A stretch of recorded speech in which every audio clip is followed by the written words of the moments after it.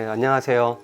이번 시간은 반려동물과 관련된 다양한 여러 가지 정보를 전달드리는 주만지 시간이에요. 여러분들한테 말씀드릴 내용은 반려동물 아토피 피부염에 대한 내용입니다. 그래서 이 아토피 피부염은 피부 질환의 일종인데 환경에서 유래되는 여러 물질들, 뭐 진먼지, 진드기라든가 먼지들이라든가 꽃가루라든가 뭐 이런 것들이 이제 원인이 되고, 또는 이제 음식물에 의해 가지고 가려움증을 일으키는 경우도 있거든요. 이 경우도 이제 아토피 피부염의 범주에 들어가는데, 음식에 의해서 과민 반응이 일어나는 것을 따로 식이 알러지라고도 합니다.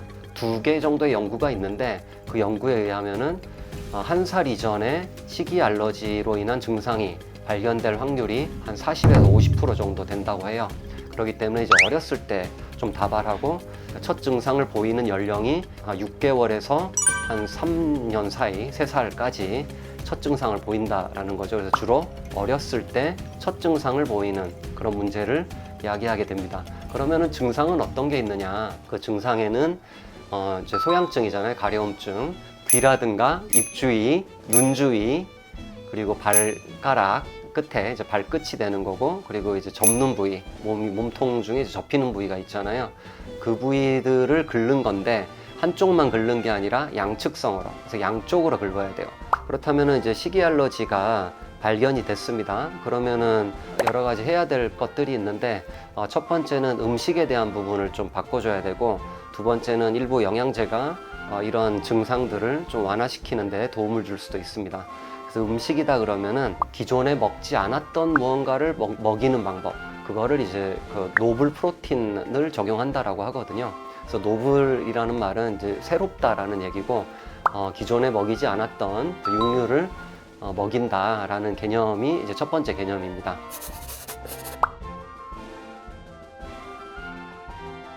이렇게 이제 노블 프로틴을 적용하는 방법이 사실은 알러지 치료 또는 예방에 크게 도움을 주지는 못해요. 왜냐하면은 대부분의 펫푸드 회사에서는 만약에 예를 든다면은 곤충만 넣는 게 아니라 다른 식재료도 같이 넣어주잖아요. 그렇기 때문에 다른 식재료로 인한 알러지 반응이 나타날 수가 있는 거고, 어떤 강아지가 예를 들어 오리고기에 알러지가 있다고 가정을 하겠습니다. 그럼 오리고기 배치를 만든 다음에 아내를 원래 청소를 다 해줘야 되는데, 청소를 안 하고 바로 곤충 사료를 만들기 위해서 그런 이제 식재료들이, 원재료들이 들어가는 거죠. 그렇게 되면은 원래 만들었던 배치에 오리고기가 남아있고 곤충 사료가 들어가게 돼가지고 식이 알러지 문제를 확실하게 컨트롤하는데 좀 어려움이 있다라는 거죠. 그리고 이제 두 번째로 많이 사용하는 방법이 가수분해 단백질을 사용하는 방법이거든요. 그러니까 닭고기를 먹었을 때 이것을 세균으로 인식해가지고 면역 반응을 일으키잖아요. 근데 가수분해를 하게 되면은 이거를 세균으로 인식하더라도 면역 반응을 일으키지 않게 되는 그런 원리거든요. 이렇게 이제 가수분해 단백질을 써서 면역 반응을 안 일으키게 함으로써 반려동물로 하여금 이제 음식으로 인한 소양증을 완화시킬 수가 있다라는 거죠. 이것도 마찬가지로 가수분해 정도가 좀 충분하게 이루어지지 않은 경우, 그러니까 알갱이가 엄청나게 작게 쪼개져야 되는데 그게 좀 덜 작게 쪼개지는 경우에 역시 알러지 반응을 일으킬 수가 있습니다. 가수분해 사료를 만약에 먹이신다면은 이 완벽하게 작게 쪼갰는지 여부를 확인을 하셔야 되고, 그러니까 여러 가지 식재료가 펫푸드에 들어가야 되니까 가수분해 단백질 이외에 다른 식재료들이 알러지 원성을 일으키는지 여부도 같이 이제 확인을 해 보셔야 된다라는 거예요. 그래서 집에서 직접 만들어 주는 것을 할 수 있는데, 그것을 하기 전에 먼저 알아야 될 게 있어요. 반려동물이 어떤 음식을 먹었을 때 알러지 반응을 일으키는지, 이거를 먼저 알고 계셔야 되거든요. 그래서 넌 어떻게 아느냐? 동물병원에서 알러지 테스트 요즘에 좀 진행을 하던데, 그 알러지 테스트는 크게 2가지 항목이거든요. 첫 번째는 환경 요인에 의한 원인 물질을 보여주는 것, 그리고 두 번째는 음식 요인을 보여주는데, 환경 요인은 굉장히 정확합니다. 그래가지고 예를 들어 진먼지, 진드기가 좀 빨갛게 높게 나온다면은 그거는 이제 진먼지, 진드기가 원인일 가능성이 높은 거죠. 근데 반대로 음식인 경우에는 만약에 고구마다, 그 고구마가 알러지 원성으로 작용한다고 이렇게 높게 나오더라도 굉장히 그 신뢰도가 떨어져요, 사실은. 하지만 반대로 낮게 나오잖아요. 그럼 그거는 그나마 좀 더 믿을만 하다라는 거죠.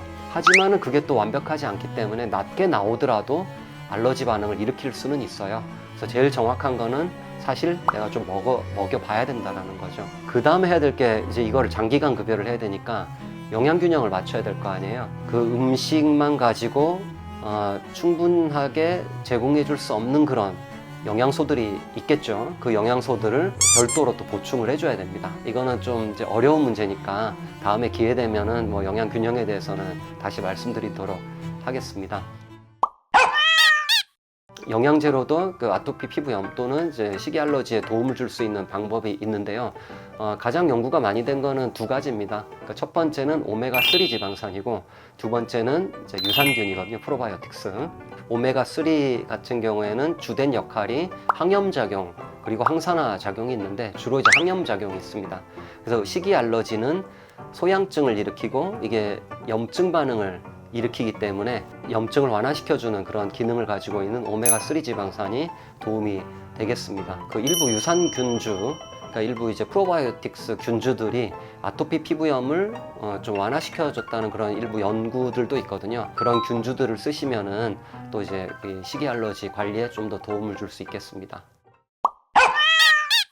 반려동물과 관련된 다양한 정보를 전달드리는 주만지 시간 이었고요. 저는 정설령입니다. 오늘의 주제는 아토피 피부염에 대한 부분 그리고 식이 알러지에 대한 부분이었는데 특히 이제 음식 알러지가 있다라는 거를 보호자님들께서 이제 확인을 하셨잖아요. 그러면은 첫 번째는 주식을 바꿔줘야 된다. 그래서 그 주식은 가수분해 단백질을 적용한 식단이어야 하고 그거를 먹었을 때 증상이 이제 유지되거나 가라앉아야 된다라는 거죠. 더 심해지면 그건 먹일 수 없는 겁니다. 또는 자연식 홈메이드를 적용해 볼 수가 있다. 그리고 이제 영양제로서는 오메가3라든가 일부 유산균 제제를 적용을 해 볼 수가 있다.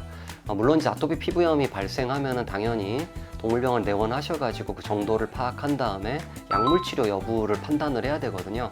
좀 증상이 오랫동안 심하게 지속된다라면은 약물 치료를 진행을 해야 되기 때문에 치료 계획을 이제 세우는 게 도움이 되겠습니다. 이걸 보시는 여러분들께서 또 다른 궁금한 점이 있으시면 댓글창에 그런 부분들을 남겨주시면 저희가 그에 대해서 여러분들께 또 여러 정보를 전달드리도록 하겠습니다. 감사합니다.